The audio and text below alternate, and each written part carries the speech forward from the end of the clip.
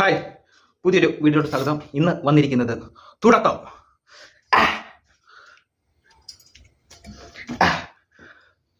തുടക്കം കണ്ട് ലാലേട്ടൻ്റെ മകൾ വിസ്മയ മോഹൻലാലിൻ്റെ അരങ്ങേറ്റ ചിത്രം ഡയറക്ടർ ജൂഡ് ആന്റണി ജോസഫ് 2018 എടുത്ത് കണ്ണ് തള്ളിയ സിനിമ. കണ്ണ് തള്ളിയ ഡയറക്ടർ, കണ്ണ് തള്ളി എന്ന് പറഞ്ഞാൽ നമുക്ക് പ്രഷർ കിട്ടില്ല, തിയേറ്റർ എക്സ്പീരിയൻസ് ആയിരുന്നു. റൈറ്റർ 3 പേരാണ്. ഒന്ന് ഇതിൻ്റെ director Jude Antony Joseph, Akhil Krishna, Linesh Nellickal. ഇവർ 3 കൂടെ ചേർന്നാണ് എഴുതിയേക്കുന്ന സ്റ്റോറി. ലിനേഷ് നെല്ലിക്കലിൻ്റെയാണ് ഇതിൻ്റെ സ്റ്റോറി കേൾക്കുവാണെങ്കിൽ ഇത് ഒരു ക്ലീഷേ സ്റ്റോറി. അതായത് സ്പോയിലർ തുടക്കം തന്നെ അവർ ഇതിൻ്റെ സ്പോയിലർ അവർ തന്നെ പറയുന്നുണ്ട്. ആ ടൈറ്റിൽ കാണിക്കുമ്പോൾ തൊട്ടുള്ളത് സ്പോയിലർ തന്നെയാണ് പറയുന്നത്. നമ്മുടെ കഥ നമുക്ക് ഊഹിച്ചെടുക്കാവുന്നതേ ഉള്ളൂ. ഞാനിത് കാണാൻ പോയെന്ന് പറഞ്ഞാൽ ലാലേട്ടൻ്റെ മകൾ ആദ്യത്തെ ഒരു അരങ്ങേറ്റ ചിത്രമല്ലോ. അപ്പോൾ നമുക്ക് എങ്ങനെ ഉണ്ടെന്നൊരു ആകാംക്ഷയുണ്ട്, ഇത് എങ്ങനെ അഭിനയിക്കും, ആദ്യമായിട്ട് സ്ക്രീനിൻ്റെ മുന്നിൽ വരുമല്ലോ. അപ്പോൾ ഇതൊക്കെ ഒന്ന് കാണാനായിരുന്നു ഞാൻ പോയത്. അപ്പം ഇന്ന് ഈ ആക്ട്രസ്, അതായത് വിസ്മയ മോഹൻലാൽ മാർഷൽ ആർട്ടർ, റിയൽ ഫൈറ്റർ കൂടിയാണ്. തായ് മൊറൈ എന്ന് പറയുന്ന ഒരു മാർഷൽ ആർട്ട്, തായ്ലാൻഡിലെ കണ്ട് ഒരു മാർഷൽ ആർട്ടറാണ്. അപ്പോൾ ആ ഒരു ഫൈറ്റൊക്കെ ഒന്ന് കാണാൻ കൂടിയാണ് പോയത്. അപ്പോൾ ഇതിൻ്റെ തുടക്കം നോക്കുകയാണെങ്കിൽ ഇതിനകത്ത് ആശിഷ് ആൻ്റണി, ആൻ്റണി പെരുമ്പാവൂർ, ഇതിൻ്റെ പ്രൊഡ്യൂസർ ആൻ്റണി പെരുമ്പാവൂരിൻ്റെ മകനും ഇതിൻ്റെ ഒരു അരങ്ങേറ്റ ചിത്രമാണ്. പുള്ളിക്കാരൻ നോക്കുകയാണെങ്കിൽ നല്ല പെർഫോമൻസ് ആണ്. പക്ഷേ ഈ ഒരു പെർഫോമൻസ്, ഈ ഒരു ആറ്റിറ്റ്യൂഡ്, അതായത് ഇതിൻ്റെ അകത്ത് ആശിഷ് ആൻ്റണി ചെയ്ത ആ ഒരു ആറ്റിറ്റ്യൂഡ് എന്ന് പറഞ്ഞാൽ എനിക്ക് ചില സീൻ കണ്ടിട്ട് ലിയോയ്ക്കകത്ത സാൻഡി മാസ്റ്ററുടെ ഇതുണ്ടല്ലോ, ആ ക്യാരക്ടർ സെയിം അത് അടിച്ചു മാറ്റി ചെയ്തതിൻ്റെ കൂട്ടാണ് എനിക്ക് തോന്നിയുള്ളൂ. ഓരോ ആറ്റിറ്റ്യൂഡ്, പുള്ളിയുടെ ഒരു നോട്ടോ ആയാലും എല്ലാം. പക്ഷേ ആ പരിപാടി പുള്ളിക്കാരൻ നല്ല ചെയ്ത് വെച്ചിട്ടുണ്ട്. തുടക്കം ഒരു ബിൽഡിങ്, അതിനകത്ത് ഒരു കൺസ്ട്രക്ഷൻ വർക്ക് കിടക്കുന്ന ഒരു ബിൽഡിങ്ങിൽ തുടങ്ങി പുള്ളിക്കാരൻ്റെ ഒരു ക്യാരക്ടർ ബിൽഡ് ചെയ്ത് കാണിക്കുന്നുണ്ട്. പിന്നെ ആ ഒരു ക്യാരക്ടറിനെ എങ്ങനെയെങ്കിലും നാട്ടിലെത്തിക്കണം. ആ നാട്ടിലെത്തിക്കുന്ന, കേരളത്തിൽ എത്തിക്കുന്ന രീതിയിൽ അവിടെ വരെയൊക്കെ നല്ല രീതിയിൽ വന്നിട്ടുണ്ട്. ഫസ്റ്റ് ഹാഫ് സൂപ്പറായിട്ടു. ഫസ്റ്റ് ഹാഫ് എനിക്ക് നല്ല രീതിയിൽ എൻഗേജ്ഡ് ആയിട്ട് എനിക്ക് തോന്നി. പിന്നെ അതിനകത്ത് വിസ്മയയുടെ ഇൻട്രോ ഒക്കെ കുറച്ചുകൂടെ നന്നാക്കുമെന്ന് തോന്നി. ആദ്യമായിട്ട് സിനിമയിൽ വരുന്നേ, അപ്പോൾ അതിൻ്റെ ഒരു ഇൻട്രോ ഇച്ചിരി താഴെ പോയി എൻ്റെ കൂട്ട് തോന്നി. നമുക്കറിയാം എൻ്റെ മുമ്പിലൊരു സോങ് ഇവരെ റിലീസാക്കിയിട്ടുണ്ടായിരുന്നു. ആ സോങ് തന്നെ വെച്ച് അറിയാം സായികുമാർ അച്ഛനായിട്ട് വരുന്നുണ്ട് എന്നൊക്കെ നമുക്കറിയാം, ട്രെയിലർ നമ്മൾ കണ്ടായിരുന്നല്ലോ. അപ്പോൾ അതൊക്കെ വെച്ച് കുറച്ചുകൂടെ നല്ലൊരു ഇൻട്രോ വിസ്മയ്ക്ക് കൊടുക്കാമെന്നുള്ളത് എനിക്ക് തോന്നിയിട്ടുണ്ട്. പിന്നെ അത് കഴിഞ്ഞിട്ട് ഇതിനകത്ത് കാമിയോ അപ്പിയറൻസി 3 പേര് വരുന്നുണ്ട്. അതിനകത്ത് ഏറ്റവും ബെസ്റ്റ് കാമിയോ അപ്പിയറൻസ് വരുന്നതുള്ളത് ഒന്ന് ഗണേഷ് കുമാർ റോൾ ചെയ്യുന്നുണ്ട്. ഗണേഷ് കുമാർ ഇപ്പം MLA ആയിട്ട്, ഞങ്ങളുടെ MLA ആയിരുന്നു, പത്തനാപുരത്തെ MLA ആയിരുന്നു. MLA ആയിട്ട് തോറ്റതിന് ശേഷം ആദ്യമായിട്ട് റിലീസാവുന്ന സിനിമ തുടക്കുക. പക്ഷേ അതിലും വലിയ വിറ്റെന്ന് പറഞ്ഞാൽ നേരത്തെയെങ്കിലും ഇപ്പോഴത്തെ MLA എന്ന് പറയുന്നത് ജ്യോതികുമാർ ചാമക്കലയാണ്. പുള്ളിക്കാരനെ നേരത്തെ വാർത്തയിൽ ചാനലിലൊക്കെ സംവാദത്തിലെങ്കിലും കാണാൻ പറ്റുമായിരുന്നു. ഇപ്പം MLA ആയതിനു ശേഷം അതും കാണാനില്ല. അപ്പോൾ അതാണ് ഗണേഷ് കുമാർ. ഇതുപോലെ ഗണേഷ് കുമാറിൻ്റെ കൂട്ടൊരു കിഴങ്ങൻ ക്യാരക്ടർ ഈ ഒരു സിനിമയ്ക്കകത്ത് എന്തിനാ പിടിച്ചിട്ടേന്ന് എനിക്കും അറിയത്തില്ല. ജൂഡ് ആൻ്റണി ഇതെന്ന് പറഞ്ഞാൽ സ്ക്രിപ്റ്റൊക്കെ പലയിടത്ത് പാടിയിട്ടുണ്ട്. മൊത്തം ഇത് ഞാൻ വഴിയെ പറയാം. ഇതിനകത്ത് പിന്നെ രണ്ടാമതൊരു കാമി വരുന്നുണ്ട്, ആൻ്റണി പെരുമ്പാവൂർ. ആൻ്റണി പെരുമ്പാവൂരിൻ്റെ കാര്യം പുള്ളിക്കാരൻ നിർമ്മിക്കുന്ന സിനിമയിൽ തല കാണിക്കുന്ന പുള്ളിക്കാരൻ്റെ കോപ്പിയാണ്. കാരണം ഇതിനകത്തൊരു ആവശ്യമില്ലായിരുന്നു, ആവശ്യമില്ലാത്ത രീതിയിൽ ഒരു ഇതും കാണിക്കുന്നുണ്ട്. പിന്നെ മനോജ് കെ ജയൻ ഒരു സർക്കിൾ ഓഫീസറായിട്ട് വരുന്നുണ്ട്, അതും ആവശ്യമില്ലാത്ത രീതിയിലാണ് തോന്നുന്നത്. പിന്നെ ജാഫർ ഇടുക്കി ഇപ്പം 2026 പോലീസ് സ്റ്റേഷനാണ് കാണിക്കുന്നത്. അപ്പോൾ ആ പോലീസ് സ്റ്റേഷനൊക്കെ നോക്കുമ്പോൾ ഇപ്പോഴത്തെ യൂത്തുകളൊക്കെ, അതായത് നമ്മുടെ ചെറുപ്പക്കാരൊക്കെ പോലീസിലും സ്റ്റേഷനിലൊക്കെ ഭരിക്കുന്ന സമയം. ഇതിനകത്ത് ഇപ്പോഴും വയസ്സായ കുറേ പേര് അവിടെ ഇരിപ്പുണ്ട്. അതാണ് ഇപ്പോഴത്തെ പോലീസ് സ്റ്റേഷൻ. ജാഫർ ഇടുക്കിയൊക്കെ കോൺസ്റ്റബിളൊക്കെ ആയിട്ട് വന്നിട്ടുണ്ട്. അങ്ങനെ ഒരു രീതിയിലും അവിടെ ഒന്നും ഒരു രീതിയിലും എൻഗേജഡ് ആവുന്നില്ല. അല്പം ഒന്ന് എൻഗേജഡ് ആവുന്നതെന്ന് പറഞ്ഞാൽ ആ ഒരു ഫസ്റ്റ് ഹാഫ് അവസാനിക്കാറാകുമ്പം കുറച്ച് ഇത് കാണിക്കുന്നുണ്ട്.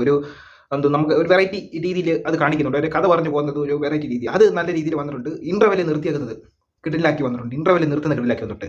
ഇൻ്റർവെല്ല് കഴിഞ്ഞ് ഇനി നമുക്ക് തുടങ്ങാം. ഇൻ്റർവെല്ല് കഴിഞ്ഞ് പടം എവിടെ നിർത്തിയോ അവിടെ വെച്ച് പടം ഡൗൺ ആയി പോകും. സെക്കൻഡ് ഹാഫ് തുടങ്ങി ഫസ്റ്റ് ഹാഫ് നിർത്തുന്നിടത്ത് സെക്കൻഡ് ഹാഫ് ഞാൻ പറഞ്ഞതിലോട്ട് ആശിഷ് ആൻ്റണിയും നമ്മുടെ ഇവിടുത്തെ വിസ്മയ മോഹൻലാൽ, മീനു എന്നാ വിസ്മയ മോഹൻലാലിൻ്റെ അതിനകത്ത് പേര്, പോട്ടെ, വിസ്മയ മോഹൻലാലിൻ്റെ പേര് മീനു എന്നാണ്.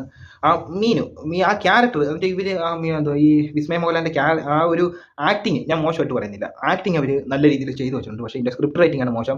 ഇപ്പം ഞാനൊരു എക്സാമ്പിൾ പറയുകയാണെങ്കിൽ, നിങ്ങൾ തുടരും എൻ്റെ സിനിമയ്ക്കകത്ത് ഈ പോലീസ് സ്റ്റേഷനിൽ ഒരു ഫൈറ്റ് ഉണ്ട്. ആ പോലീസ് സ്റ്റേഷനിലെ ഫൈറ്റ് എന്ന് പറഞ്ഞാൽ പ്രേക്ഷകർ അവിടെ ഫൈറ്റ് വേണമെന്ന് കൈ മുറുക്കി ചുരുട്ടി അവിടെ ഇരിക്കുന്ന ആ പൾസ് നമുക്കറിയാൻ പറ്റും.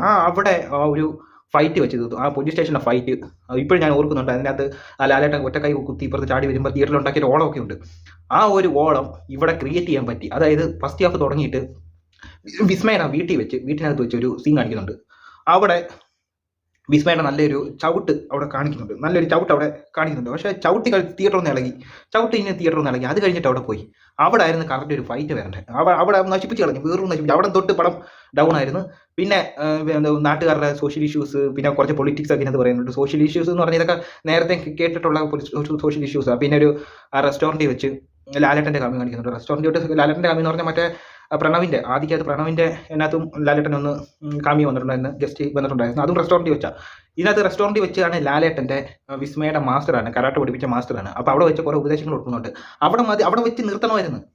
ആ ഒരു 5 മിനിറ്റ് വെച്ച് ലാലേട്ടൻ്റെ കാമി നിർത്തണമായിരുന്നു.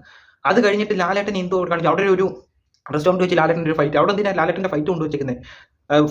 അതോ ലാലേട്ടനെ ഈ നാടൻ തല്ല്, അതായത് നരസിംഹത്തിനകത്തും അങ്ങനെയൊക്കെ ഉണ്ടല്ലോ നാടൻ തല്ലുണ്ടല്ലോ, അത് ലാലേട്ടൻ കിടിലായിട്ട് ലാലേട്ടൻ ഫൈറ്റൊക്കെ ചെയ്യും, കിടിലായിട്ട് ചെയ്യും. പക്ഷേ ഇതിനകത്ത് മാർഷൽ ആർട്ട് എന്ന് പറഞ്ഞുകൊണ്ട് പുള്ളിക്കാരൻ കാണിക്കുന്നത് നാടൻ തല്ല.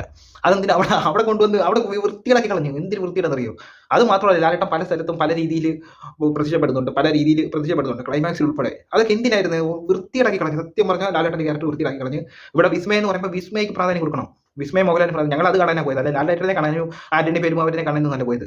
വിസ്മയ അത്യാവശ്യം ക്ലൈമാക്സ് ഒരു ഫൈറ്റ് കാണിക്കുന്നുണ്ട്, കിടിലൻ ഫൈറ്റ്.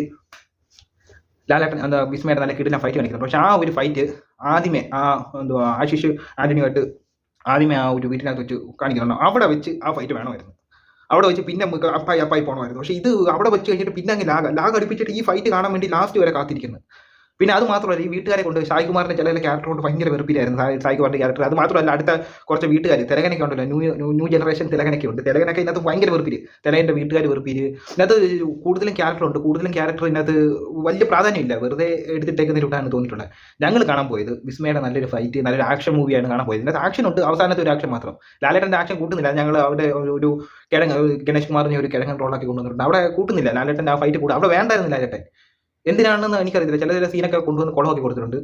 വിസ്മയ കിടിലൻ എന്ന് വെച്ചാൽ തായ്മുറൈ എന്ന് പറയുന്ന ഒരു മാർഷൽ ആർട്ട് വിസ്മയൊക്കെ ഉണ്ട്. അത് നല്ല രീതിയിൽ കിടിലായിട്ട് എടുത്തിട്ടുണ്ട്. എഡിറ്റിങ്ങും ചമഞ്ചാക്കയുടെ എഡിറ്റിംഗ് കിടിലാക്കിയിട്ടുണ്ട്. ജെക്സ് ബിജോയുടെ ആ സമയത്തുള്ള ഫൈറ്റിൻ്റെ ഇടയ്ക്കുള്ള മ്യൂസിക്കൊക്കെ കിടിലാക്കിയിട്ടുണ്ട്. എല്ലാം കൊണ്ടും ടെക്നിക്കൽ ഷോ ഒക്കെ കൊണ്ട് എല്ലാം കൊള്ളാം. പിന്നെ സ്റ്റണ്ട് ചെയ്തേക്കുന്നത് ശിവയാണ് ചെയ്തിരിക്കുന്നത്. പണ്ട് തമിഴ് സിനിമയൊക്കെ ചെയ്തുകൊണ്ടിരുന്നത് വിജയുടെ സ്ഥിരം വേട്ടക്കാരൻ, വേലായുധം, തുപ്പാക്കി, കത്തി, ജില്ല, ഇതിനകത്തൊക്കെ സ്റ്റണ്ട് മാസ്റ്റർ ചെയ്തുകൊണ്ട് സ്റ്റണ്ട് ശിവയൊക്കെ ഈ ഔട്ട് ഓഫ് ഫീൽഡായി പോയിട്ട് കുറേ വർഷമായി. എന്നിട്ട് ഇപ്പോഴും അയാളൊക്കെ ഒന്ന് മാറ്റി പിടിക്കാറായില്ലേ. ഇതെന്ന് പറഞ്ഞാൽ വിസ്മയുടെ ഫൈറ്റ് തന്നെ മതി കൂടുതൽ എൻഗേജഡ് ആവാൻ. അപ്പം ടോട്ടലി നോക്കുവാണെങ്കിൽ ഇതിനകത്ത് നല്ലൊരു ഫസ്റ്റ് ഹാഫ് ഉണ്ട്, സെക്കൻഡ് ഹാഫ് ഫുള്ളും എയർ കയറ്റി കുളവാക്കി. ക്ലൈമാക്സിൽ നല്ലൊരു ഫൈറ്റ് കാണിച്ചിട്ടുണ്ട്. ആ ക്ലൈമാക്സിലുള്ള ഫൈറ്റ് കാണാൻ വേണ്ടി മാത്രം എനിക്ക് ആ പടം ഇഷ്ടപ്പെട്ടിട്ടുണ്ട്. അല്ലാതെ ഈ ഒരു പടം ബിലോ ആവറേജ് പടമായിട്ടേ തോന്നുള്ളൂ. ഇത് വിസ്മയെ ഞാൻ കുറ്റം പറയുന്നില്ല. അവർ നല്ല രീതിയിൽ കൊടുത്ത ക്യാരക്ടർ, മലയാളം നല്ല പിടിയൊന്നും ഇല്ലാതെ അവർ ഇത്രയും നല്ലോണം ചെയ്തിട്ടുണ്ട്. ഡബ്ബിംഗ് ഒക്കെ അവർ കൊടുത്ത ഡബ്ബിംഗ് ഒക്കെ നല്ല കിട്ടിലായിട്ടുണ്ട്. ഇത്രയാണ് എനിക്ക് പറയാനുള്ളത്. ടോട്ടലി ഒരു ഓക്കെ അല്ലെങ്കിൽ ആ ബിലോ ആവറേജ് ആ പടത്തിലായിട്ടാണ് എനിക്ക് ഫീൽ ആയിട്ടുള്ളത്. അപ്പോൾ എന്തായാലും ഇത് ലേഡീസിനൊക്കെ കൂടുതൽ ഇഷ്ടപ്പെടുമായിരിക്കും. അവർക്കൊക്കെ രീതിയിൽ എൻഗേജഡ് ആവുന്ന കുറച്ച് സീനൊക്കെ അതിനകത്തുണ്ട്. അവർക്ക് ഇഷ്ടപ്പെടുമായിരിക്കും. എനിക്ക് എന്നിലെ പ്രശ്നം ഇതൊരു ബിലോ ആവറേജ് നിൽക്കേണ്ട പടമായിട്ട് എനിക്ക് തോന്നിയിട്ടുള്ളൂ. ടെക്നിക്കൽ വശമൊക്കെ നല്ല ഗുഡായിരുന്നു. പക്ഷേ പോരാ, പടം സ്ക്രിപ്റ്റ് റൈറ്റിംഗ് കുളമാക്കി കളഞ്ഞു. പ്രത്യേകിച്ച് ലാലേട്ടൻ്റെ ആ ഫൈറ്റൊക്കെ ബോർ ഫൈറ്റായിരുന്നു. അപ്പോൾ ഇത്രയേ ഉള്ളൂ. അടുത്തൊരു വീഡിയോ വരുന്നവരെ ബൈ.